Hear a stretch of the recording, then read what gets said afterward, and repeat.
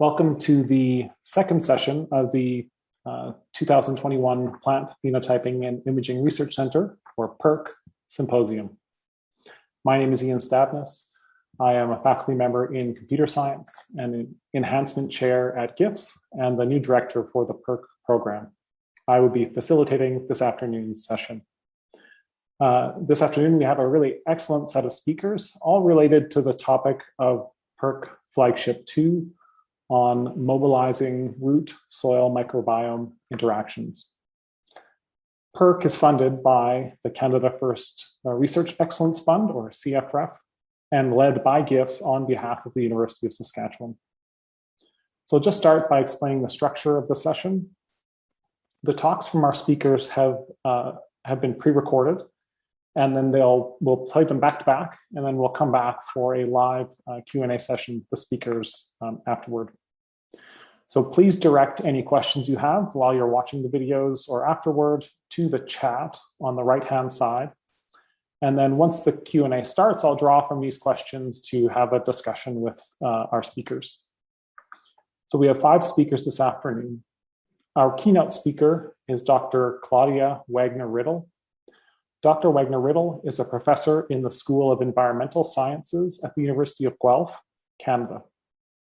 Originally from Brazil, Claudia has degrees from the University of São Paulo and the University of Guelph. Her presentation today will be on managing cropping systems for reducing greenhouse gas emissions and increasing carbon sequestration. She will be joined by an additional set of speakers, Steve Siciliano from Soil Science at USask, as well as Kevin Stanley, Kyle Seidenthal, and Banani Roy from Computer Science at USask. And please remember to stick around after the session for a special panel presentation at 3 p.m. Mountain Time with Candice Lang, Michelle Nutting, and Michael Nemeth on carbon opportunities in agriculture. So please enjoy the pre-recorded presentations, and I'll be back shortly for the live Q&A. Thanks. Hello, it's my pleasure to be here at this annual virtual symposium. I'm going to tell you today about greenhouse gas emissions from agriculture and some practices that have shown promise to reduce these emissions and increase carbon sequestration. I've structured my talk in a way that I'll give you some background and context first, and then I'll give you a few examples on these types of management practices that have shown promise that are coming from my research and also some other groups. So starting off, I'm sure you all are very familiar with this, but there is a huge social cost of greenhouse gas emissions. The United Nations IPCC has now issued the code red for this. There are lots of climate disasters going around, and there is a sense that we definitely need to handle this climate crisis. And there is a lot of interest in the role that agriculture can play and the solutions that agriculture can provide, particularly as we transition to renewable sources of energy. So for a period of time, it is good to have these alternatives to help us in our goal of net zero emissions. So here are a few examples of headlines from around the world in terms of interest in agricultural solutions. In Canada, the climate change plan from the federal government has specifically cited numbers related to reducing fertilizer emissions below 2020 levels by 30%, both by the way fertilizers are produced, but also the practices at the farm level. The Farmers for Climate Solutions has been instrumental in having this budget 2020 target of new funding to directly support farmers to reduce emissions through these 3 types of actions: improving nitrogen management, increasing adoption of cover crops, and with rotational grazing. Now let's see how large are the agriculture emissions. So at a global level, you may have heard that agriculture contributes more than transport. What I'd like to point out here is that half of these, the 24% or 1/4 of the global emissions, are due to on-farm practices. And then a large proportion is due to land use change that is associated with converting land to agriculture, such as deforestation. So it's really important that we stop this part, but also produce food in the land that has already been converted in a sustainable manner that both, with high productivity, but a low environmental impact. In Canada, that figure is 10%. And land use change is not reported on here. That is reported separately. What I'm showing is by economic sector. That breakdown has methane and nitrous oxide as the main gases. And of course, for today's audience, I'm assuming that you would be very interested in this crop production part, which is about 33%. And is in the form of nitrous oxide. Missing from these numbers here are any kind of carbon uptake by cropping systems, which I'm going to talk towards the end of my presentation. So I will focus most of the talk on nitrous oxide, which is the area that I have done a lot of research. Another way of presenting this is what's called the carbon footprint. It's basically scaling the emissions by productivity, so by yield. And also it considers, any upstream emissions of products that come to the farm and such as, for example, synthetic fertilizer production. And what you see that nitrogen really dominates the emissions with, 47% is the directly synthetic fertilizer derived, with another 10% for manure, and then fossil fuel use on the farm and pesticides and so on, 31% of which a large part is grain drying. And in this example is for corn. You'd see some variation with geography and with type of grain as well. So let's look at some of the sort of fundamentals on this. Both nitrification and denitrification produce nitrous oxide. So here we have ammonium that gets nitrified to nitrate, that gets denitrified all the way to N2 if it's complete denitrification. But both these processes have what has been linked as an analogy to a hole in the pipe. So we have the flow through the pipe, which is the nitrification process, but then some N2O leaking out of the pipe and much more leaking out of the pipe in the denitrification process. Nitrification is an aerobic process, while denitrification is induced under high water content. And also when there's a carbon source that produces those anaerobic conditions through decomposition. And also carbon is needed in this reduction process. So any addition of nitrogen to soils, be it in the form of synthetic fertilizer, animal manure, or crop residues or legumes, enters this cycle and can produce N2O emissions. Another aspect is that the nitrogen cycle is that, say, ammonium that gets volatilized in ammonia form and gets deposited somewhere downstream could re-enter the cycle, that nitrogen, and produce N2O. So that's what we call the indirect N2O emissions, as well as leaching that ends up in groundwater or surface waters could re-enter the cycle and also produce N2O emissions. So in general, minimizing nitrogen loss and making systems more nitrogen efficient is a goal to reduce N2O emissions. So we need to understand these interactions to be able to manage them to reduce N2O emissions. It's been described that N2O emissions occur due to hotspots. So we have areas at the microsite level with low oxygen, high carbon, and high ammonium or nitrate, that where N2O gets produced and then diffuses out of the soil. Proxy for these parameters as we move up in scale are areas where, for example, fertilizer was added as shown in the picture here, or farmyard manure or urine, and where rainfall, irrigation, or spring thaw produces those conditions of low oxygen. Within the landscape, that may be some areas where carbon has accumulated, nitrogen has accumulated, or areas of low drainage class. And regionally, areas of intensive nitrogen application, either in the form of manure or fertilizer or synthetic fertilizer. The other aspect is what we call hot moments.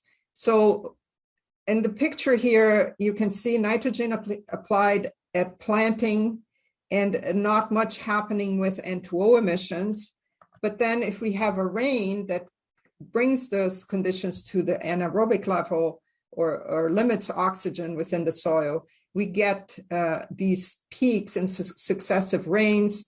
And then the rest of the season, not much was happening. It was raining, but the nitrogen levels had gone down by plant uptake. The next hot moment that is of importance for a country like Canada is emissions induced by freeze thaw. So in the top graph, we have air temperature. The shaded area is all the temperatures below zero. And we can clearly see in our area, we have some cycles of thaws throughout January to February, but then the big thaw occurred at the beginning of March.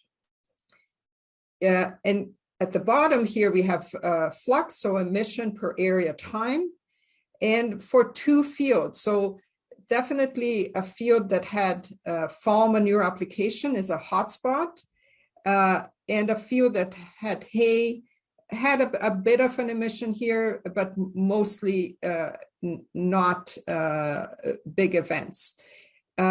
64% of the annual emission in this case happened from January to April. So that's what we refer to as these hot moments in time.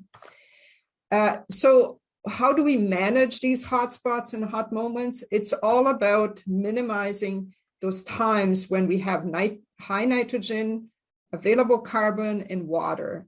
And that can be done by adjusting rate, reducing the nitrogen accumulation, sometimes by pre-treating manure. And at the landscape scale, that may be, precision agriculture by adjusting the field practices according to these hotspots. And at a regional scale, targeting nitrogen overuse areas, for example. So in the next few slides, I'm going to give a couple of examples of work that we've done in this area, trying to answer the question, how can we better manage freeze-thaw emissions to mitigate agriculture's impact? And from the picture, you can see that what we compared was a conventional fall tillage versus no tillage. And you can see the levels of snow trapment in the tillage versus non-tillage, and in the no tillage versus the tilled field. And as you probably well know, that snow has insulating properties, so this leads to less freezing, which minimizes this freeze-thaw effect.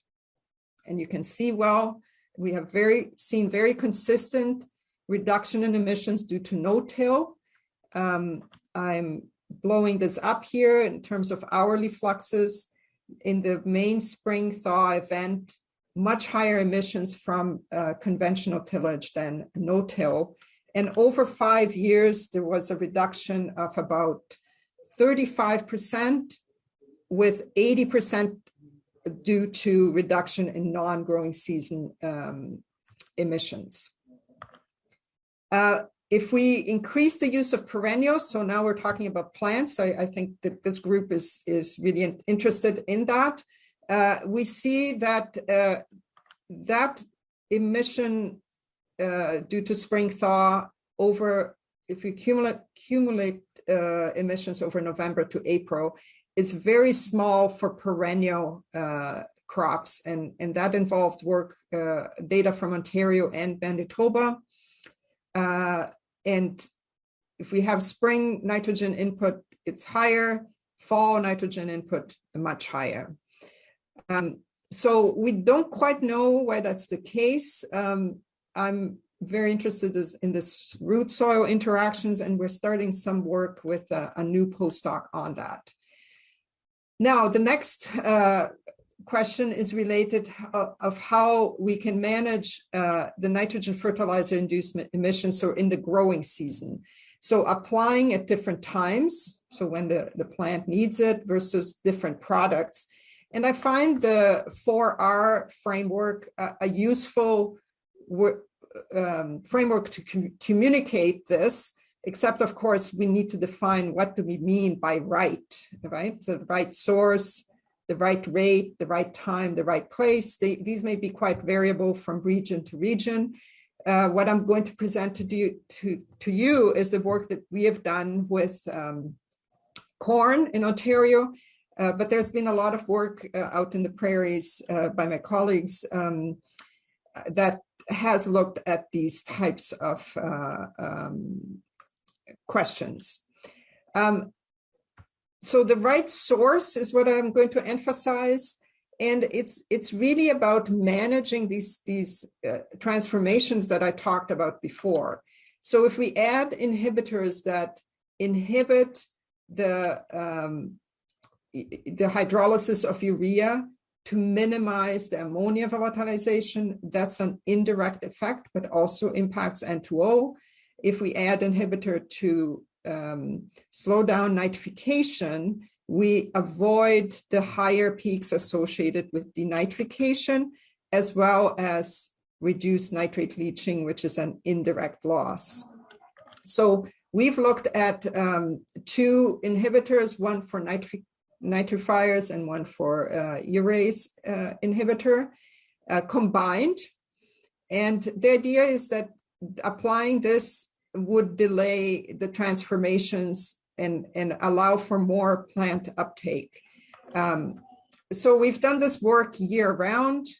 And here some of our instrumentation is shown where we sample air at 2 heights. That air gets directed to a trailer, and a tunable diode laser trace gas analyzer is used to analyze and give us N2O concentration. We've set up a similar system in collaboration with University of Saskatchewan with Rich Farrell and Kate Congreves, and are getting some interesting data from there. The very dry conditions in the last few years have meant that not much is happening with N2O, but we'll see what will happen in the next year. So a summary from that study shows that using these enhanced efficiency fertilizer that have nitrification and urease inhibitors reduced emissions in 2 out of 3 years, depending on which product it was applied, either as urea or urea ammonium nitrate injected at the 6th leaf stage. And overall, that reduction was 40%, so significant reduction. In terms of the time of application, we didn't see any effect.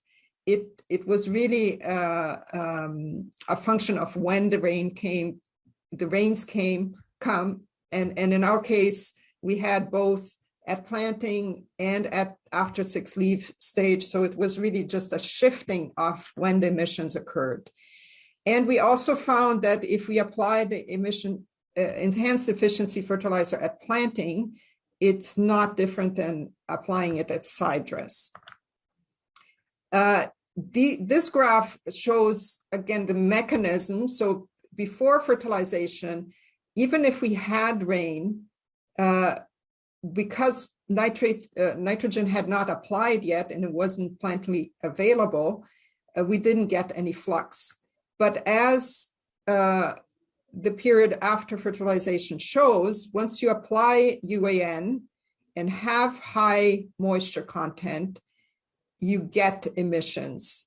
And by applying a nitrification and urease inhibitor, we basically manage the hot moment by bringing those emissions down to a level that was significant. I thought I would bring this up. It's a recent publication that where this group has shown a potential for biological nitrification inhibitors in wheat cultivars. This had been shown before in grasses like in brachiaria, and what they've done is manipulate the wheat cultivars to exudate those nitrification inhibitors, and therefore a potential to reduce N2O emissions. The final thing that I'm going to talk about is the carbon aspect. So I'm adding to that initial slide the CO2 going both ways here, both being taken up, but also being emitted. And we're interested in minimizing the loss and maximizing the uptake so that there's a net sequestration. In the inventory, cropland has been a sink of 12 megatons throughout 2010 until about 2015, I think, and then it has been a declining sink. It has been reduced by about 2/3. This has been due to conservation agriculture, and mostly in the prairies, and as well as stopping the practice of fallow. The reversal of the trend is due to converting perennial agriculture to annual crops and carbon loss associated with that. So as I mentioned, it's all about increasing the carbon output and reducing the carbon loss. So I think here is where, cultivars or cover crops that can sustain like colder temperatures as well as drier conditions and diversifying crop rotations could really make a difference. And of course, improving crop yields is always also a positive. A colleague of mine uses this sentence that I really like. It's, you basically have to add carbon to make more carbon in the soil. And that's, I think, a very important role for plants. And I'm going to finish up with this recent study, again, that ranked different practices, and cover crops is at the top in terms of potential, in terms of megatons, depending on the price of carbon. And nutrient management, which is the N2O part, is third here. Overall, the estimates were quite high for the amount that can be sequestered. And depending on the price here, even if it's only the ton of carbon is $50, it could amount to about 16 megatons. So in summary, I've tried to convey to you that the social cost of greenhouse gas emissions is soaring and emissions need to be reduced. Nitrogen fertilizer use in agriculture is a major source. It occurs in hot spots and hot moments that we discussed, and we can try to measure those through practices that reduce emissions, like the use of perennials and cover crops, or the 4 Rs. I see the role of crop breeding in this root soil interaction area, for example, biological nitrification inhibitors, increasing nitrogen use efficiency, and carbon capture. And I'll be happy to take some questions from you and have a discussion. Thank you.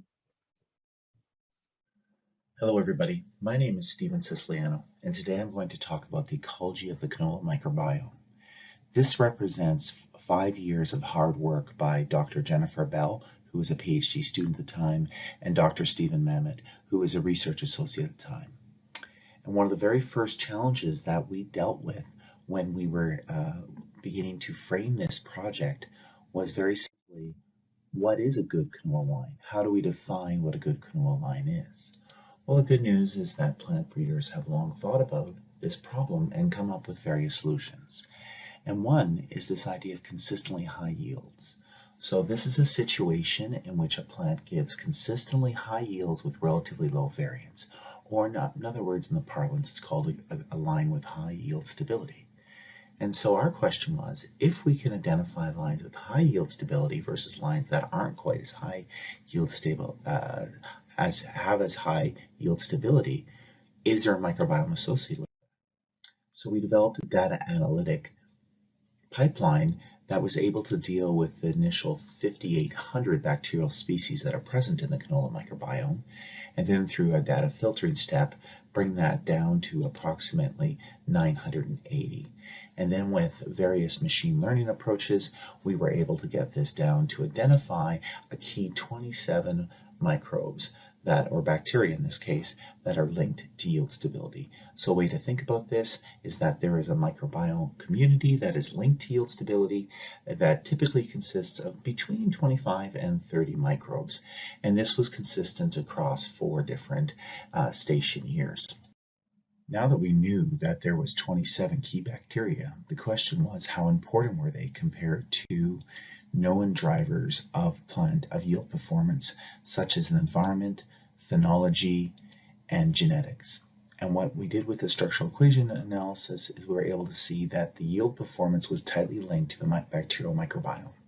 And how we interpret this is the microbiome is integrating the signals from the environment, genetics, and phenology, and thereby linking to the yield performance. It's not that it's only causing the yield performance, but that it integrates these signals from the environment, genetics, and phenology.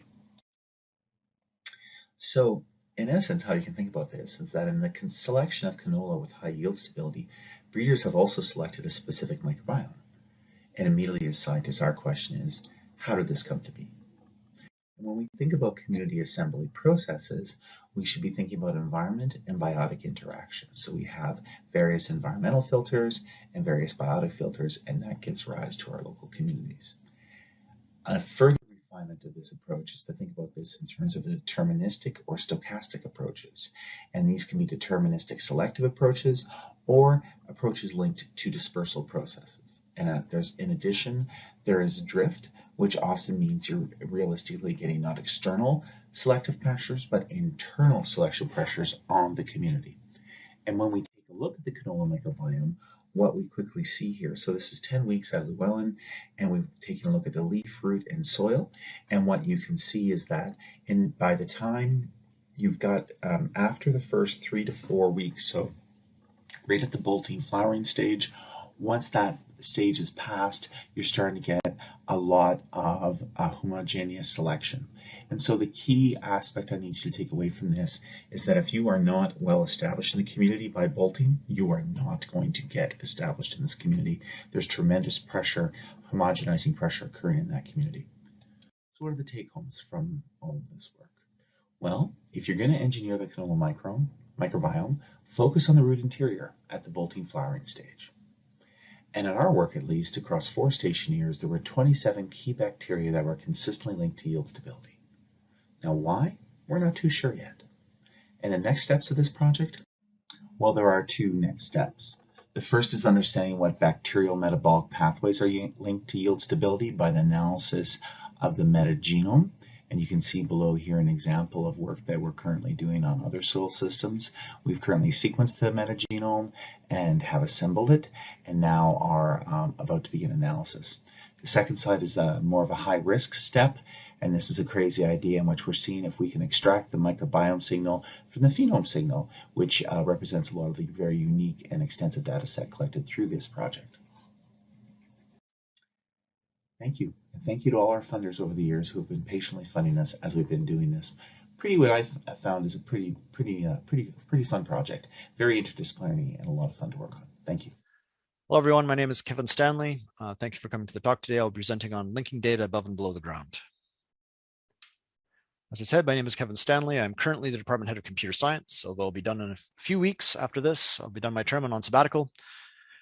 I've also been a member of the P2IR project since its inception, and have had the opportunity to work with many excellent people, many of whom were named Steve or Ian. Some of them are shown here. So Steve Shirtliff is the drone team lead and has been supplying us with excellent pictures. I've worked with Ian on analyzing those pictures and also from our camera on a stick, and then with Steve Siciliano on understanding microbiome ecology and processes. And I'm a data analyst in computer science, so I've had to learn a lot. And one of the things I've learned is that plants exist both above and below the ground. And while they exist above and below the ground, there's also a massive community of microbes that contribute to the health of the plant. Now, several years ago at the first P2IRC conference, I made a little bit of fun of Dr. Kirsten Betts because she had asked us originally if we could potentially count flowers from space. And the answer is no. But that impossible question actually drove us to ask how far could we push the current image enhancement algorithms. And so Ian and I, student Massey, will be presenting on that at this conference as well. And so Steve, in the same vein, asked me another impossible question. And he said, can we try and figure out what's going on in the soil based entirely on what you see above ground? And the answer is no, we can't. But it's not entirely crazy in the sense that, with a healthy microbiome, you should see a healthy plant. And if you've got an unhealthy microbiome, you might see an unhealthy plant, especially if there's a pathogen involved. So the idea that the above and ground and below ground are linked is true. And, we might be able to actually make some kind of headway on this problem of diagnosing what's going on beneath the soil from observing what's going on above it. And to solve this impossible problem, we did the logical thing and recruited a master's student because every impossible problem needs a master's student. This is Zohaib Aziz, not to be confused with his older brother, Umair Aziz, who had a different impossible problem to solve a couple of years ago. The problem we set to Zohaib was a little more straightforward. We know from Steve's group's work that the microbiome can be predictive of yield stability. And if we could find a set of features that were also predictive of yield stability, then we might be able to determine some correlates that if you see these kinds of yield values, you might see these kinds of indications were going to lead to high yield above the soil, and below the soil, then you'd expect to find these constituents. And like any good data analyst, Zohaib then built a data pipeline. This data pipeline took features extracted by Ian Stavness's group from drone images collected by Steve Shirtliff's group and merged them with the dates where Steve Siciliano's group had taken soil samples. After a lot of data filtering and manipulation, Zohaib ran a select k-best algorithm, which uses a simple F-score metric to determine which features best predict a stimulus. And in this case, we looked at yield and yield stability. From there, we selected the top 5 features and looked at those who were not highly correlated and determined whether or not they were predictive of yield and yield stability. So the short answer is, well, the microbiome may predict yield stability. The images we collected do not, or at least the features extracted from those images do not. The R-squared value for each of these is quite low. However, yield, on the other hand, is well predicted reasonably well predicted by some of the metrics we've determined, and particularly if we look at week 3, so just shortly after emergence.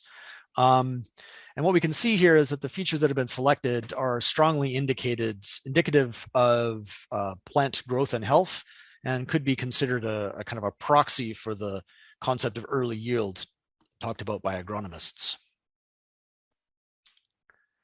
If we look instead at the microbiome, we can see that the microbiome predicts both, but there's not a lot of commonality between the sets. So in the kind of 18 to 30 microbes selected by Steve Siciliano's group, only 6 of them are in common in any sort of way. Those 6, however, are kind of well-known constituents in soil microbial plant interactions, so that is encouraging. In summary, we asked an impossible question, and we got a little bit of a start of an answer. We're currently verifying the initial findings. I got these results the morning of this recording, and we're now examining how well they work and how much is artifacts. We're also looking at the role of function in microbial communities moving forward. So if you're interested in data and looking for a postdoc position, and you're also interested in microbial function and ecology, you should give Steve and I a call. Thank you very much for your time. Hi, my name is Kyle, and today I'm going to talk about Iterroot, which is an iterative neural network architecture for segmenting root systems. I'll briefly introduce root system architecture analysis and why segmentation is important. I'll discuss our methods and conclude with some results. The goal of root system architecture analysis is to determine a set of traits for an input root system. These traits are used by plant breeders in breeding trials to understand the general properties of the root system of a crop of interest. Root system architecture analysis is done using images which have been acquired in the lab or in the field. And regardless of how these images have been acquired, we can describe the root system analysis process as a pipeline with 4 steps. These steps are pre-processing, segmentation, which is the focus of this work, representation, and finally trait computation. The segmentation step is the first point in the pipeline where we're extracting physical information about the root system from the image. A high quality segmentation will provide the best possible information to the rest of the pipeline, while a low quality segmentation will provide errors which propagate throughout the pipeline. Segmentation can be implemented manually or automatically. Manual segmentation approaches benefit from having a human who can verify the output segmentation as it is created. However, these approaches suffer from being time-consuming and prone to errors due to fatigue. Automatic approaches, on the other hand, can be implemented to be much faster and to process many images at one time. However, because we no longer have a human to verify the segmentations as they are created, we must develop these approaches to be robust and generalizable to any input we can expect them to see. The goal of this work is to develop a fully automatic root segmentation process that is accurate, that is able to distinguish the thin structures which are common to root systems, that is generalizable to multiple species of plant roots, and is robust to non-root objects within the image. For this work, we received 5 image datasets. The first 2 image datasets are cucumber images. We also have a soybean root image dataset, a set of wheat root images, and a set of canola root images. These images were manually annotated to indicate which pixels in the image are part of the root system. All images of cucumber have been left out as a final validation set to test the generalizability of the model at the end. Our approach, Iterroot, is an iterative neural network architecture. We consider this to be a structure of smaller neural networks which each have their own segmentation output. This acts to refine the segmentation as it makes its way through the network. This structure is based on a previous structure which was designed to segment retinal vessels from images. In our approach, we modify this structure to include residual units to help retain high-level feature information as it propagates through the network. The network architecture is designed to work on patches of the image rather than the full-size image. To segment an entire full-size image, we first split it into smaller patches, segment the patches, and stitch them together at the end. To evaluate this model, we conduct a series of trials. Our first trial is a hyperparameter tuning trial. Here we train 30 different models with varying hyperparameter input values. These are the results from the best performing model from this trial on patched inputs. We can see that the fine structure of the root system has been retained, as well as the fine gaps in between roots which have grown closely together. However, when non-root objects appear in the image, such as plant stem or water droplets, we see a reduction in the segmentation quality. With this information, our second trial trains a brand new model with the same hyperparameters, this time augmenting the training set to include hand-chosen patches which include these non-root objects. Comparing the performance of these two models, we can see that there's no visible difference in the results when we consider patched inputs. However, when we consider the full-size image by first segmenting or splitting it into patches and segmenting those individual patches, we see that the second model gives a much cleaner segmentation by correctly identifying non-root objects as part of the background. However, we do see more of the plant stem being identified as root. This is an error. However, the segmentation is much cleaner. Because of this property, we use the second model as our finalized model for validation. For validation, we see that the results are consistent with what we saw in testing. We also compare our full-size image inputs to a cropped image data set. This gives us a baseline for how the model performs when non-root objects have been removed from the image entirely. We can see that on the cucumber images, the results begin to degrade slightly. This is because the model has never seen an image of a cucumber root. However, the structure is still retained in the segmentation. Finally, we compare to two recent approaches to segmentation of thin structures. These are ITERNet, which was designed for segmentation of retinal vessels, and SegRoot, which was designed for segmentation of roots. We can see that in all data sets, our model outperforms these other approaches, particularly on full-size image data sets where many non-root objects are present in the image. As a final example, we can see an input image A, which contains a ruler as part of the background. Our approach correctly segments the ruler as part of the background, while the other approaches include the ruler in their final segmentation of the root structure. To conclude, Itaroot has been successful in segmenting thin root structures, in generalizing to species with thin roots, and in improving segmentation quality by robustness to non-root objects. Thank you. Hello everyone, this is Banani Roy. I'm the assistant professor at the Department of Computer Science of USask, and I'm also the director of Interactive Software Engineering Lab of the same department. My today's talk is on Data Manager, which is a data management repository and portal for P2RC project. This platform aims to facilitate communication across the flagships. In this talk, I will give an overview of our data management system and its current implemented features. I will also talk about our future direction. Springer Nature claims that open and shared research data has several benefits. Keeping that in mind, we have been developing Data Manager, which is the data management and stewardship platform for P2RC data and metadata. It's a federated repository with a central public-facing portal, and it ensures well-defined data and metadata formats, standards, and protocols based on best practices. A data management system stores three entities, including data, dataset, and metadata.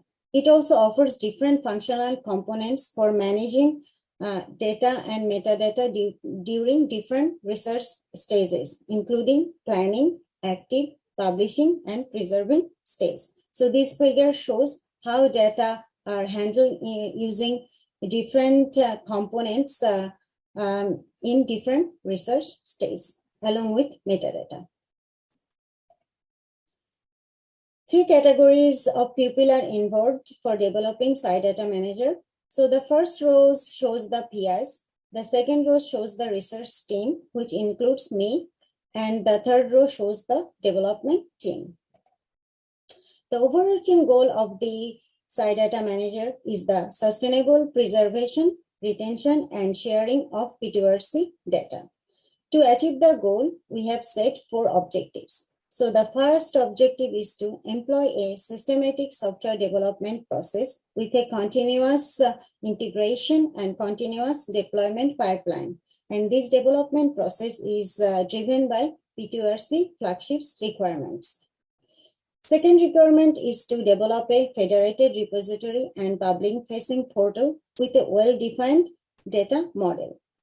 The third requirement is to adhere the well-known FAIR data principles to ensure findability, accessibility, interoperability, and reusability of data. And the fourth objective is to incorporate trust principles to ensure transparency, responsibility, user focus, sustainability, and technology. To guarantee fair over time, trust principle is really important. We use the principle of a data lake at the heart of the platform to organize the data and data management services. Here, data can be accessed through web portal and REST APIs. Data management services offer exploration, visualization, modeling, and analysis of data. There are 4 zones, including landing, staging, refined, and archival, where the raw data is cleaned and enriched with metadata and then archived for publishing. With the help of federated cloud service, SciData Manager can interact with external data repositories and different cloud-based data management systems. Some key concepts of SciData Manager. SciData Manager organizes the dataset and user by research group.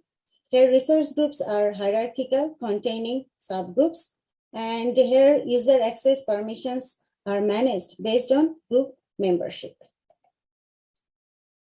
SciData Manager actually works as a bridge between existing data management platforms, which is could be NCBI, NoPlots, and analysis platforms, which could be PlotVision, Globus, or our own developed BizCypher. We have been continuously collecting Flagship's requirements to develop SciData Managers. So the major requirements are to associate Flagship's data with PlotVision, interoperability with NCBI data, and annotation of data and metadata. Here are some features of SciData Manager that we have already developed. So the first one is authentication and access control, which also include USask login and Globus login.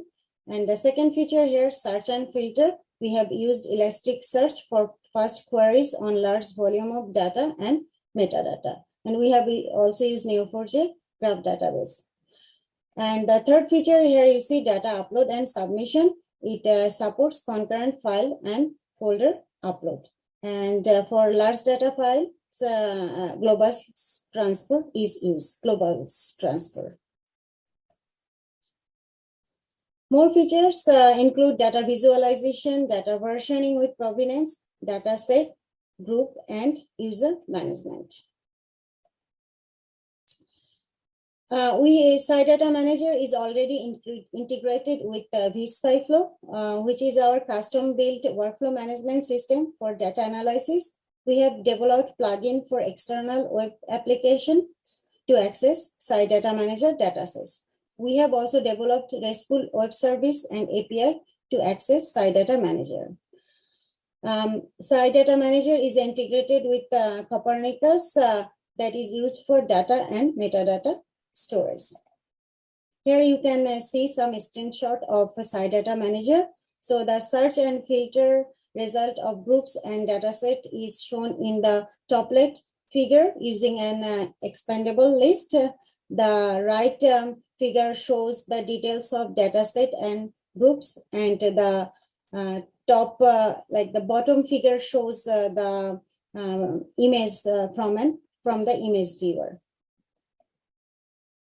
So the future direction, We are currently using Copernicus storage, and we will use it also for processing, and we'll integrate SciData Manager with the other external platforms, and we'll develop more services for data cleaning and data annotation and visualization.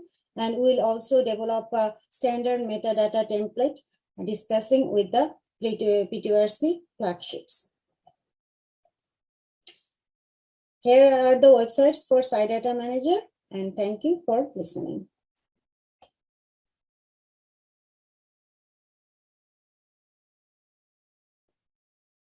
Okay, thanks very much to the speakers for the very nice presentations. So just a reminder to the audience, you can type in questions in the chat window, and we'll be asking those of the presenters. So we'll start with a few questions that have come in for Claudia. So from Andrew Sharp at GIFS, the integration of wildgrass genetic diversity into wheat to inhibit nitrification is very interesting. Do you know to what extent it inhibits, and does the impact of vary according to the elite wheat background, the segments they reside in?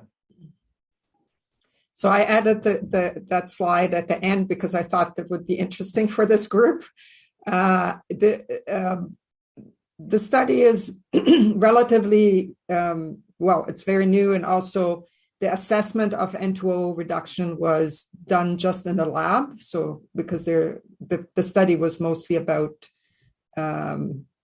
breeding wheat. So the reduction, if I recall correctly, was around 25% in the lab incubations. Of course, that needs to be tested in the field. And the second part of the question, I have no idea, because this is not really I didn't pay that much attention to sort of the genetic components, because that's not really my area of research. But anyway, I think that has a great potential but of course, nothing is easy, right? So we'll need to see what the trade-offs are. Great. And maybe I'll just follow up on that point, because in PERC, we've discussed with the plant breeders a lot about the challenges of translating lab results to the field in terms of breeding germplasm.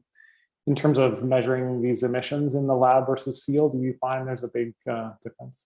Yes, because particularly for nitrous oxide, as I was explaining in my talk, it's all about that confluence of high nitrogen conditions and anaerobic conditions, so wet rainfall events. So that is what really drives the emissions. So you would have to have that type of comparison to be able to assess it. And in a lab incubation, typically they give like kind of ideal conditions for N2O emissions. So it is difficult to extrapolate. Great, thank you. And then another question from Keith Fournier at Sask Canola. If you had to pick one or two areas of research for reducing cropping greenhouse emissions that need a priority for research dollars, which ones would you prioritize? Mm-hmm. So definitely like nitrogen, use efficiency of crops, how do we get the nitrogen to the plants when they need it and the amount they need it? And then can we, I guess, manipulate or set up conditions that decrease that huge peak of mineral nitrogen? So, the nitrification inhibitors, they do that, be it added separately or in the nitrogen formulation, or as this example that was just asked about in terms of root exudates. Mm-hmm. So nitrogen, and then broadly carbon research in terms of feeding the soil. So you need to add carbon to make more carbon. So do you do that through cover crops? So that's agronomically, that's a huge area in the prairies. So recent analysis has shown a big potential, but cover crops also compete for water, right? So in a system where we are based on annual crops, that there are only a few of them that we rely on in terms of exports and so on, how can we diversify those systems? And one of the ways is through planting crops, like planting cover crops, either interseeded or in the shoulder seasons, but that means competition for resources. So, that's, and in terms of breeding, can the annual crops be changed in a way that they themselves add more carbon? That's another question. There's usually trade-offs with other traits that you're interested in. So I think those two broad areas are a priority. Great, thanks, Claudia. So I should have mentioned at the start as well. So we have all the presenters with us. Unfortunately, Steve Siciliano couldn't make the session due to teaching commitments. But luckily, we have Kevin here to answer all of Steve's questions. So we have a question from Carl. Can you say more about how you reduced the number of microbe candidates from thousands down to 27?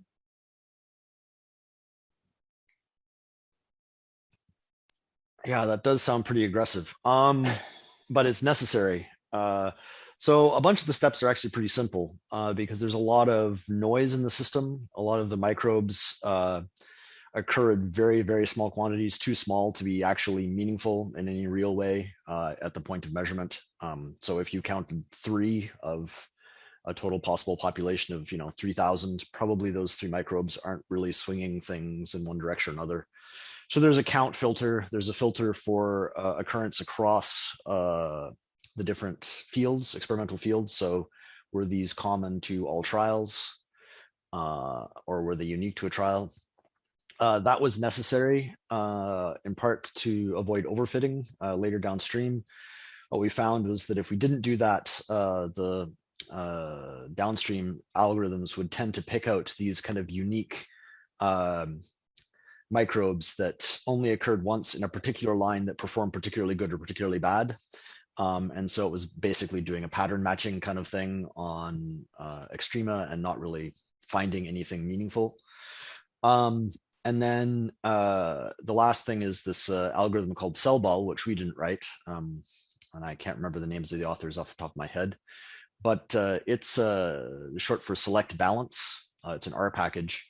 And it uses the idea that because of the way DNA is sequenced in a metagenomic sequencing operation, it's kind of a zero-sum game. You only have a certain number of draws you can do.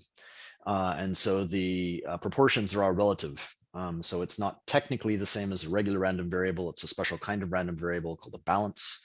And so it's looking at what, then using that, you get a dependent variable. In this case, they used yield and yield stability. And you look at, Monte Carloing what combinations of doing kind of an adaptive greedy Monte Carlo drawing of potential things to identify what possible combinations in the numerator and denominator of this balance kind of maximally explain the dependent variable. Great, thanks, Kevin. I think we had the one question directed towards Steve Siciliano that fit with your part, your aspect of the project. So that's great.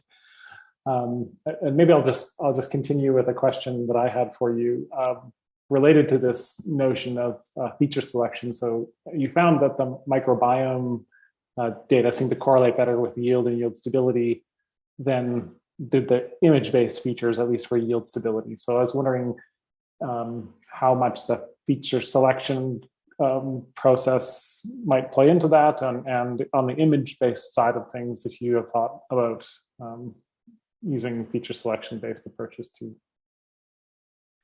Yeah, so I've thought a lot about this, right? This is this whole big hairy problem. The one place we started was let's find a thing that they both are in common in predicting, and maybe it's something that other people would care about. And so we picked yield and yield stability as kind of classic things that even if we weren't able to link the microbiome to the images, we'd have some interesting models for linking them to yield stability and yield, which is important. And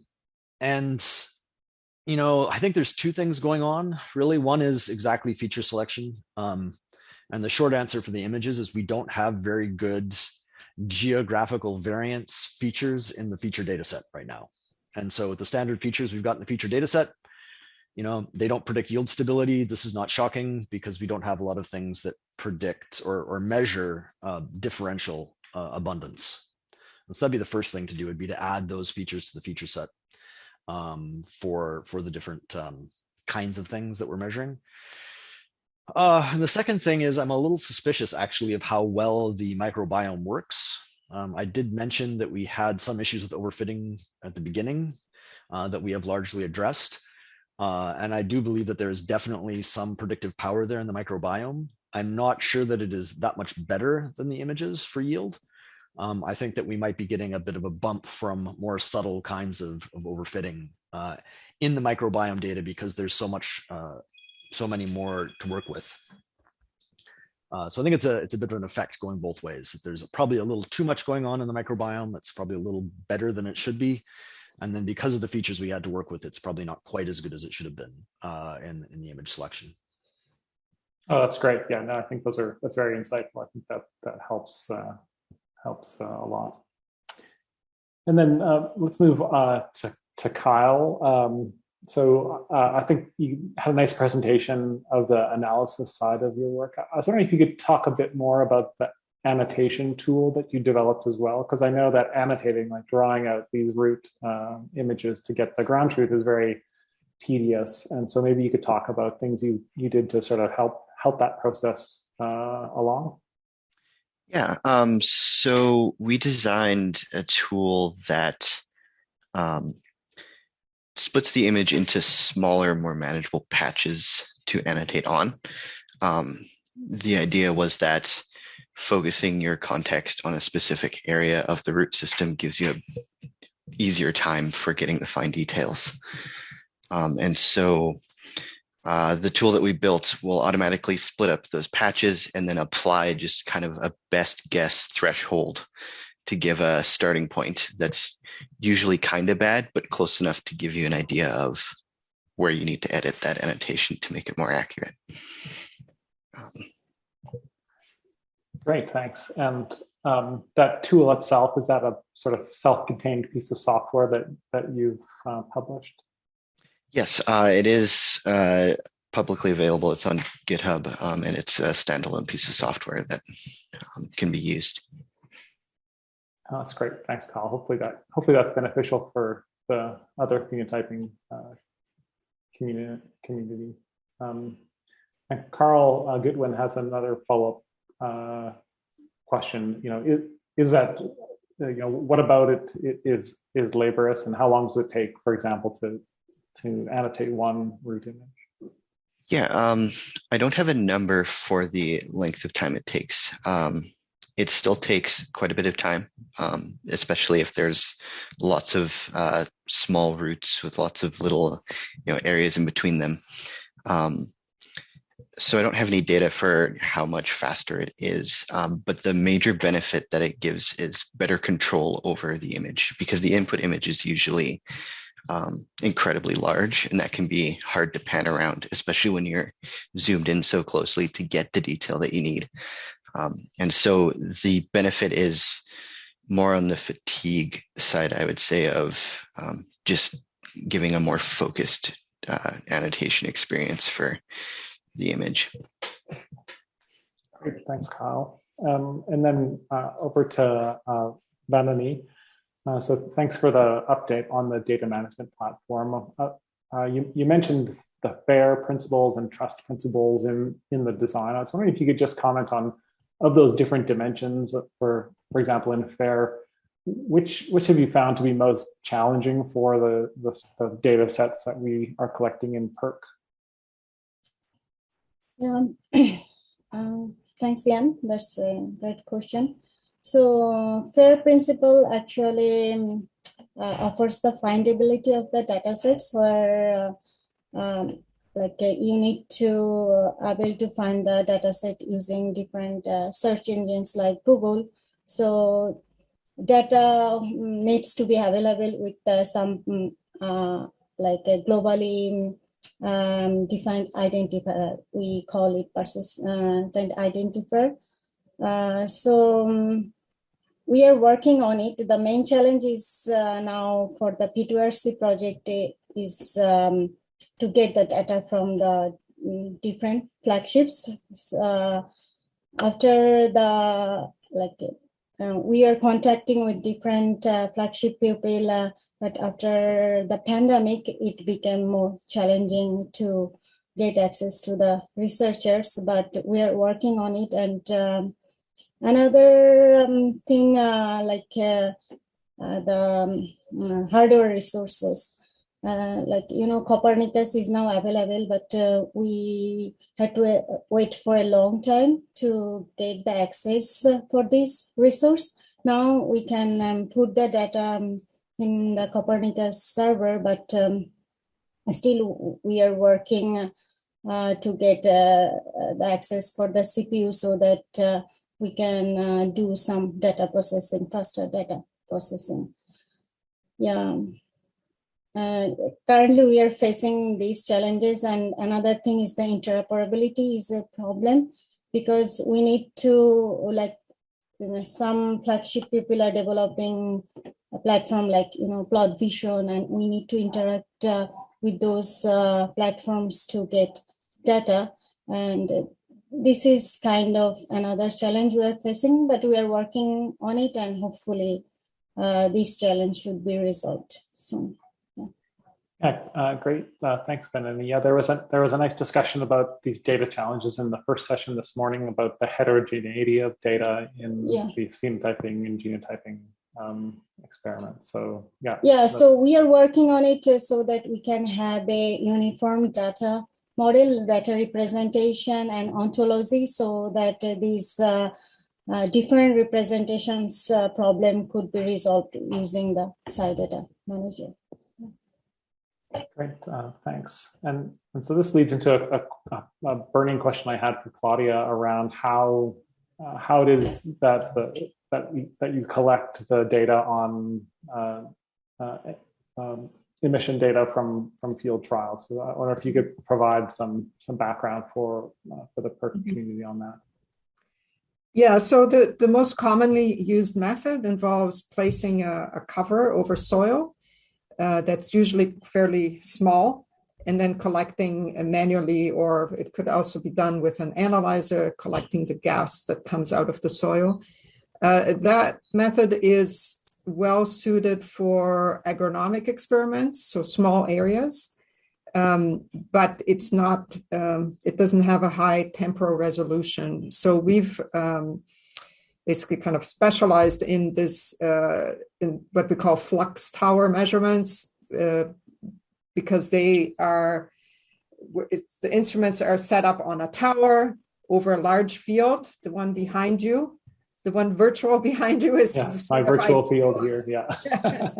It's level and large, and the measurements, as you can imagine, the wind bringing or carrying gases that are coming out of the soil. So you get a footprint that's of the order of a few hectares. So it's good for this sort of spatial integration, and also for continuous measurement on a half-hourly basis. So that's what we've been using. It's not that commonly used because it requires dedicated instrumentation that is quite expensive, such as tunable diode lasers, trace gas analyzers, and sonic anemometers. So great. No, that's helpful context, certainly. And in some of the field scale experiments, would there be multiple sensors distributed through the field? Is that right? Typical? So we typically set it up with 4 large fields, and we actually have a site in collaboration with Kate Congreves from the Department of Plant Science and Rich Farrell, Soil Science, right at the University of on your campus, or close to campus, that has those requirements. And we have lent them an analyzer that is currently doing some measurements. So we can manipulate 4 fields. So that's the disadvantage, that you can't look at a multitude of factors, but typically in the sort of research continuum, you would have the agronomic experiments, select the treatments that have best potential, and then evaluate them at the scale that's more like a farm field scale of about 4 to 16 hectares. Great, thanks. And then maybe Kevin, just on this sort of sampling across sites, since that was part of the yield and yield stability. And I guess you talked about this already a bit, but I was just wondering, given that the image features you have are more predictive of yield than yield stability right now, I mean, I guess you said you're missing some features that might be more relevant for these sort of multi-site. But is there something in particular about yield that's easier than yield stability? Like, is there a difference in the signals you have for those two measures? Yeah, definitely. I mean, yield stability is a pretty nebulous concept, and I don't know if Sally is in the audience or not, but maybe she can try and explain it, because she certainly tried to explain it a few times to us. The basic idea is that you want something that provides good yield, kind of irrespective of the environment it's grown in.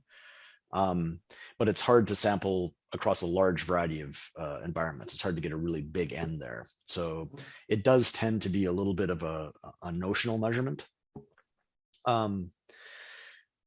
And so, yes, we should definitely be measuring some different features, but I'm not sure that it will be as indicative as yield, because if you look at the results we've got and you look at the PCA analysis, really what our yield measure is doing is coming up with an automated kind of backdoor way of measuring early vigor, which I think most breeders would say, yes, that definitely does correlate with yield. Congratulations. But we've, I guess we've got a way of quantifying that now directly from the signal, and by combining these different measures of kind of plant activity at the early stage of growth and emergence. And so I think, yes, it is easier to measure because there's something we already know that works pretty well. And it turns out that we can measure that from images.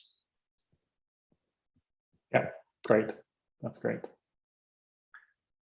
So reminder, if anyone has questions, please put them in the chat. If not, I'll just I have like a long list of questions, particularly for Claudia, because I found the presentation so fascinating.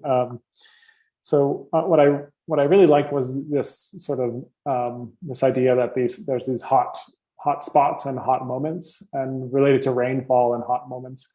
I was wondering if you could comment on the irrigation side of things. Does irrigation play a role in these hot moments as well? Yes, definitely, because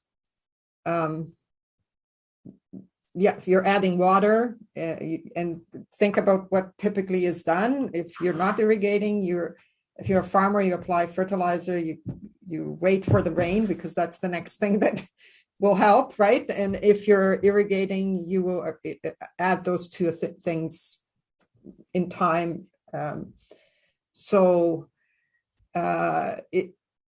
It's not that the emissions, the baseline emissions, are not important. They can add up, particularly for semi-arid areas. They are characterized by this more like sort of just the baseline emission and not big events. Okay.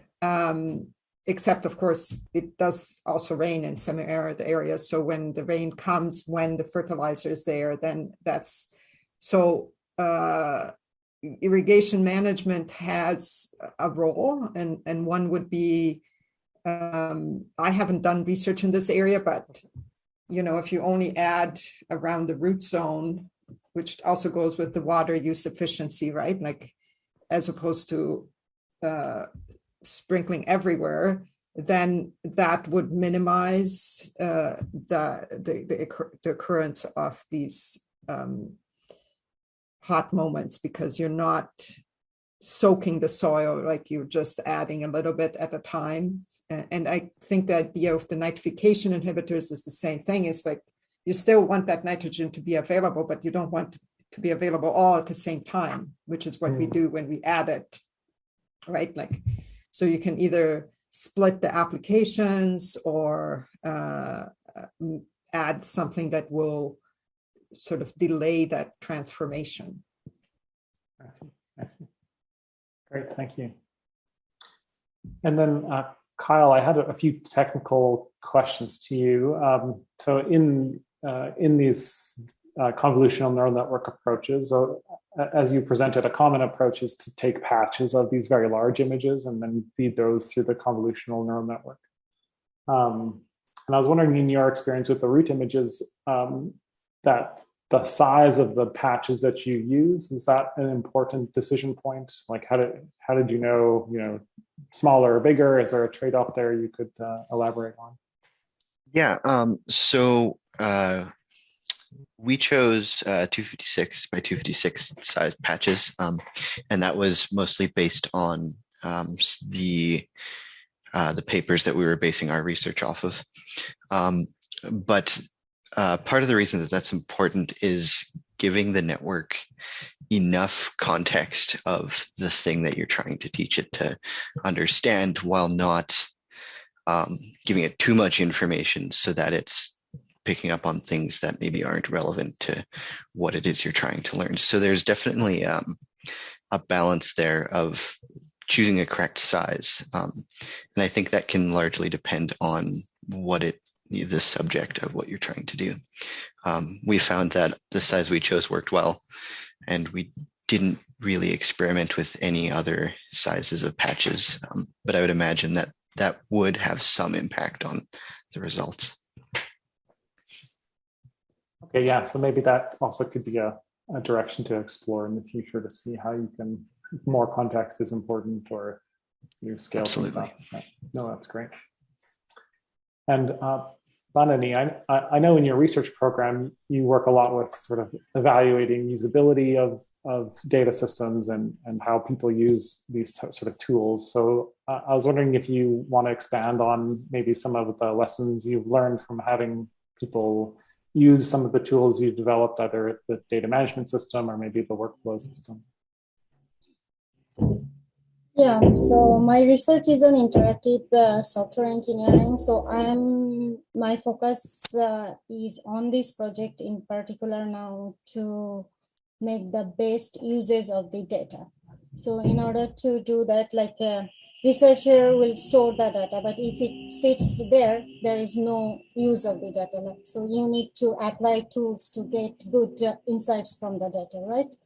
So different researchers are involved to developing individual tool, but this tool needs to be connected as a workflow so that you can get some good insights from the data. So to that direction, I have been working on developing a platform. So I was talking in my presentation, GIFS. So what it does, it can connect with the SciData manager, can get data from there, and it provides researchers with different tools that are developed by other researchers, and they can easily drag and drop the tools in an editor. Like it generates easy to understand script-based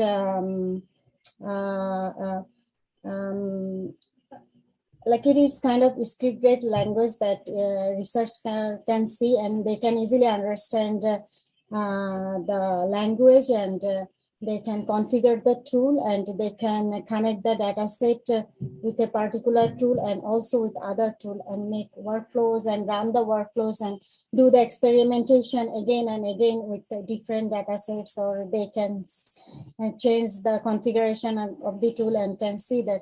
So in this way, they can make a great use of the data. So my interest is there, how I can develop a framework that help researchers in data analysis. And we have already developed a plugin that can interact SciData Manager with GIFS. And now we are working with NCBI and no pulse, so that with that plugin, easily those systems can talk each other. In this way, we are also supporting interoperability between two platforms. And we are also offering API, but that's not my area. It's kind of developers things, but I'm just working on giving a user-friendly environment to the researchers so that they can connect different tools, make workflows, run the workflows. Yeah, that's my interest in this project. Yeah. Yeah, great. No, I think those are really, really excellent research directions. And yeah, absolutely that interoperability to the existing platforms, particularly like No Pulse, which is an important platform developed with the Lentil group here. I think there's those resources we're hoping to leverage a lot. So yeah, thanks for that. Yeah, another research direction, I'm also working on collaboration, because researchers come from different background here. You can see some are from soil science, some are from plant science.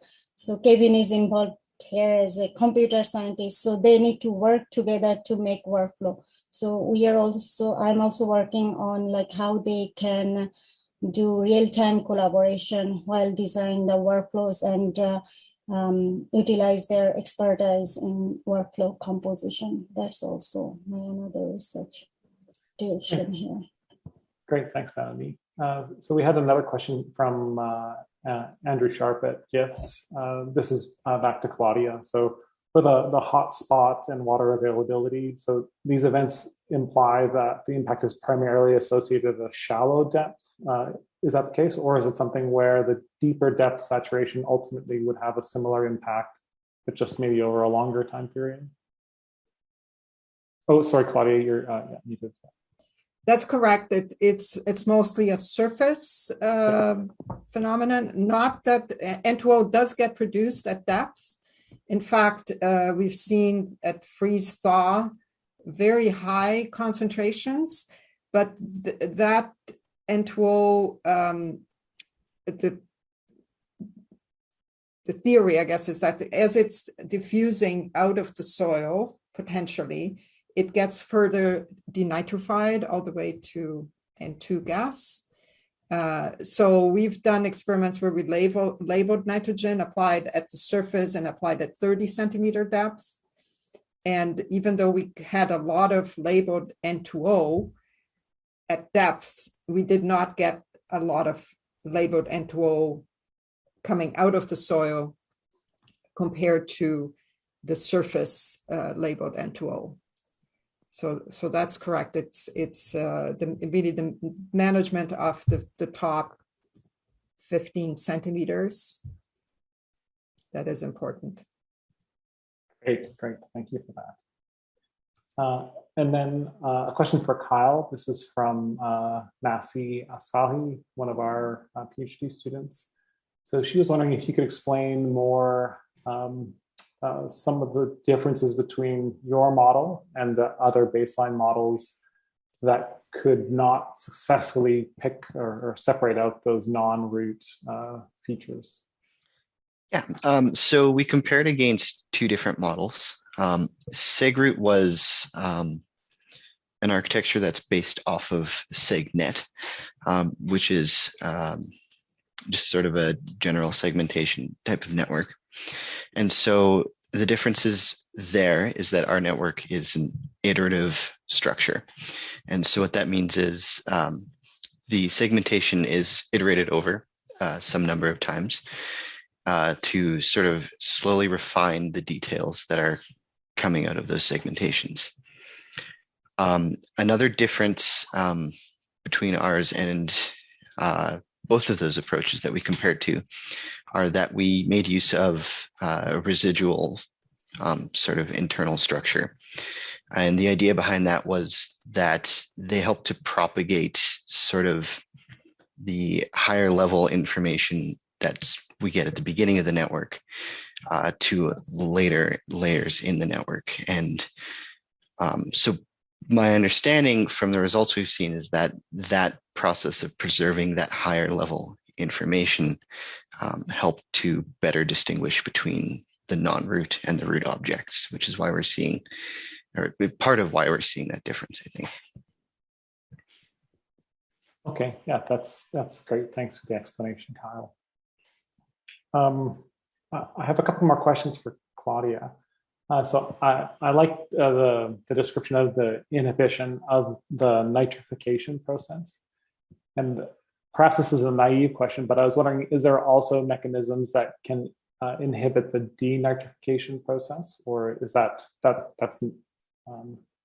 yeah, so I'm not aware of a lot of study on this. There is apparently, or there's been a paper that has tested a product that's actually a seed fungicide that was effective at reducing N2O emissions from denitrification, but they weren't able to determine what the mechanism was. And there are a few issues with that, particularly in terms of how to apply that in a market, like in a N2O reduction process through, say, carbon offsets or so on. If you're not sure, what the mechanism is and how everything is, and if the seed product is used anyway, right? Because in this greenhouse gas reduction space, you have to, we're looking for things that can be additional sort of income for farmers, that there are things that they are doing in addition to everything else that they do to specifically reduce emissions. But it was basically a fungicide and that's the other odd thing, because if it's a fungicide and we know like these are denitrifying, they're bacteria, and somehow it was having an impact on the denitrifiers, it just, yeah. Anyway, that's the only study that I know of. There may be others around, but. I see. Yeah, I think that's an interesting aspect of making sure that these approaches are kind of practical for producers too. I think that's a good point.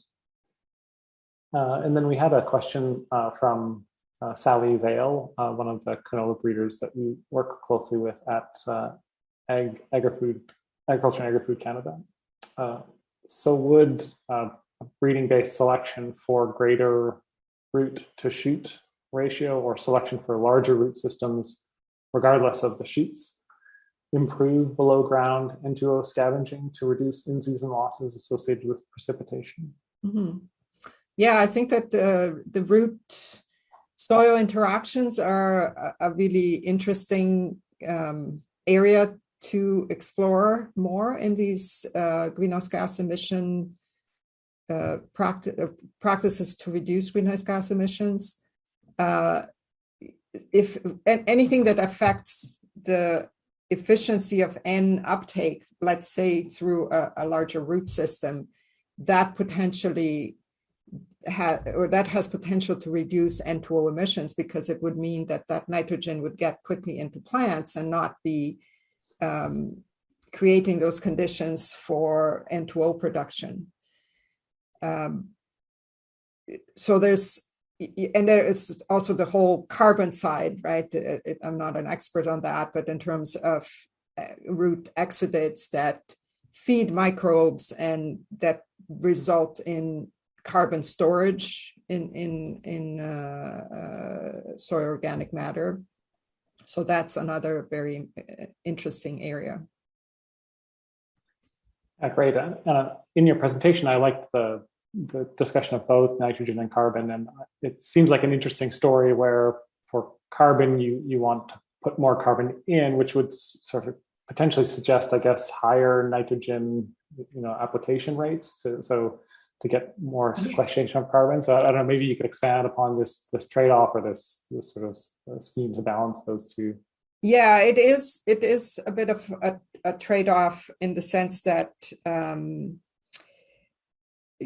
yes, to grow larger biomass, we're often limited by nitrogen, so you need to add nitrogen, right?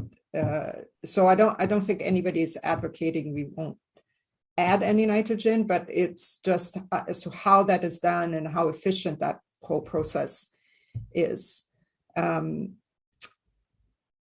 Yeah, so, and also, I mean, when you add, we've seen, for example, with cover crops, they scavenge the nitrogen, but then when they get incorporated into the soil, it's adding large amounts of carbon, nitrogen, and then so that decomposition starts off.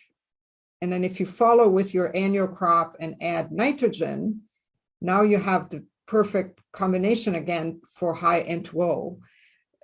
So we've just this year, we've run some preliminary study of combining 4Rs with cover crop practices. And we've actually seen that the nitrification inhibitor was quite effective in reducing emissions when, in a treatment that had cover crops added.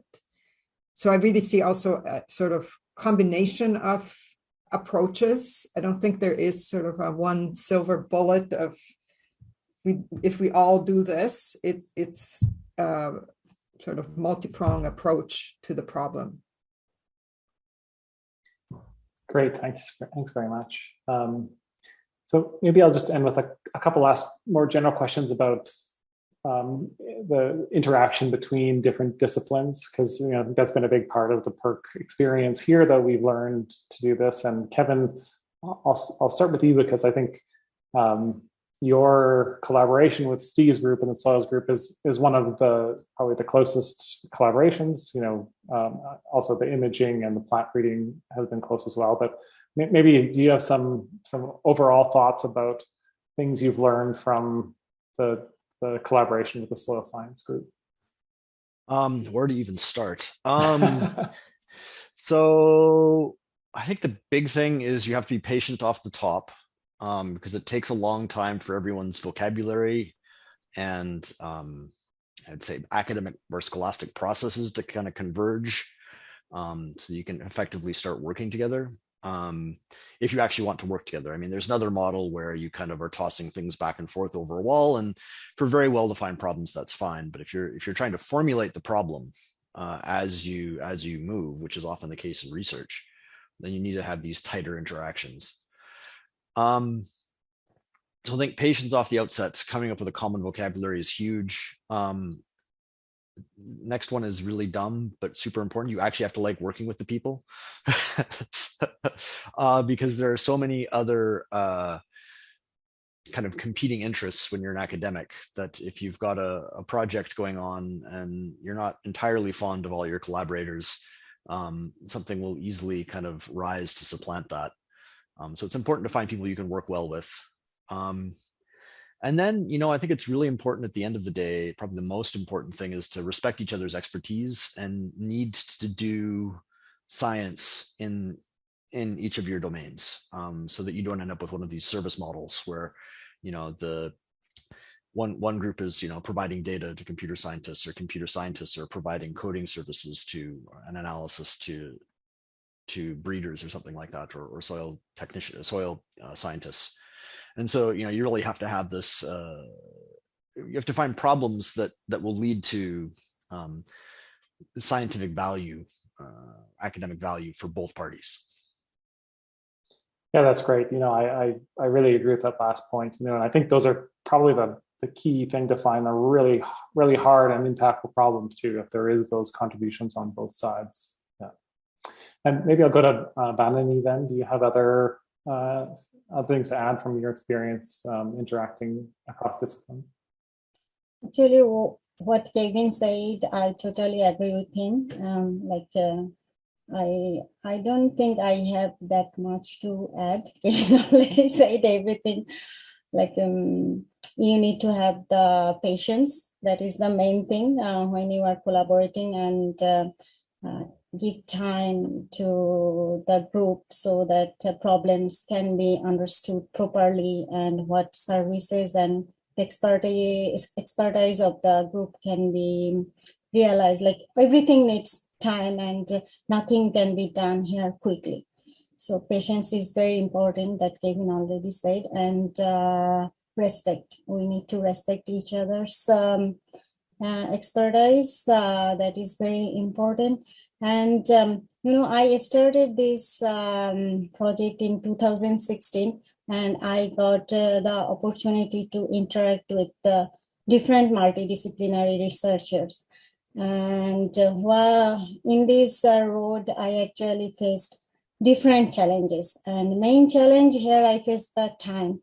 The researchers have very limited time to work with others. But here, like when you are in a project, like you need to be dedicated and you need to allow some time so that you really can provide your expertise for these projects. That's really important. And I feel P2RC researchers should make themselves available to do research for this project. That is very important. Like that is aligned with this project. That's very important. Yeah.